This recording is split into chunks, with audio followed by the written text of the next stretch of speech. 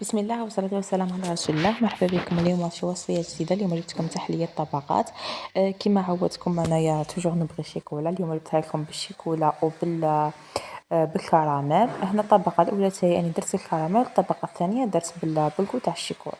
هنايا في الطبقة الأولى استعنت بالفلون تاع الكراميل.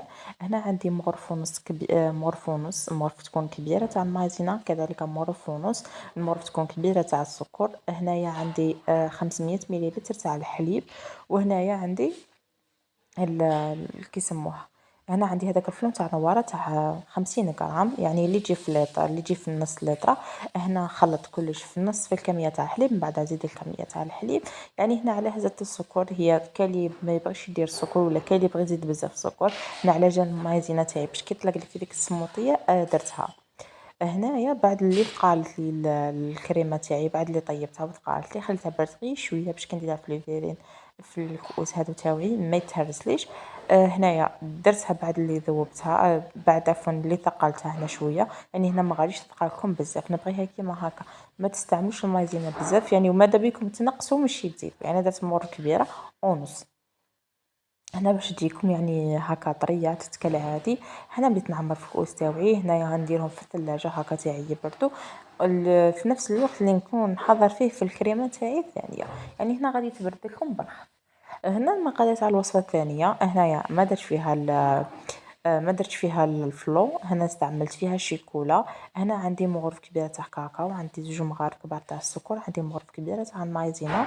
هنا عندي نص كيس زعما تاع حليب، عندي 500 مليلتر تاع الحليب. يعني شكاره هذه قسمتها على زوج، الاول درت به الطبقه الاولى والزوج درت به الطبقه الثانيه. هنا قطعت لي فيرين، قطعت لي 8 تاع الكؤوس. هنا كيما عودتكم انا نخدم بنصف الكميه ومن بعد نكمل كامل الكميه. هنا نديرها تثقل لي على نار، نبدا نحرك فيها وما تنساوش انكم تحركوا فيها باش ما تلصقلكمش من تحت. هنا نديرها على نار، بعد تشوفوا بعد اللي ثقلت لي يعني عطاتني هذه النتيجه. هنايا عندي هذا الشيكولا، وعندي الشوكولا تاع ماكس، وعندي لاكريم، عندي الليكيد تاع لاروم تاع الشيكولا. وهنايا عندي نسكافيه، وهنايا عندي مغرف صغيره تاع الدهن غادي نديرها كما شفتوها. يعني غتلقى لكم واحد القوام يعني بزاف شباب وغادي تجيكم بزاف ليس. هنايا عندي النسكافيه، يعني اللي محبين النسكافيه، انا توجور نبغي ندير نسكافيه مع الشوكولا، نموت عليها هاد العفسه. تعطي واحد الكوب ما شاء الله. هنايا دير مغرف صغيره تاع نسكافيه، وهنايا عاد ديروا يعني غير شويه يعني اذا كان متوفر. ثاني يعطيكم واحد الكوب واحد البنه ما شاء الله. هنايا عندي تاع سنيكرز.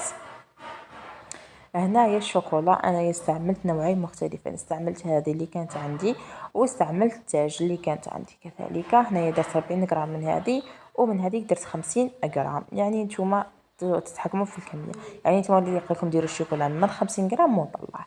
يعني هذه اللي غتجيكم واحد البنه واحد القوام ما شاء الله، نديكم 50 غرام حتى 100 غرام.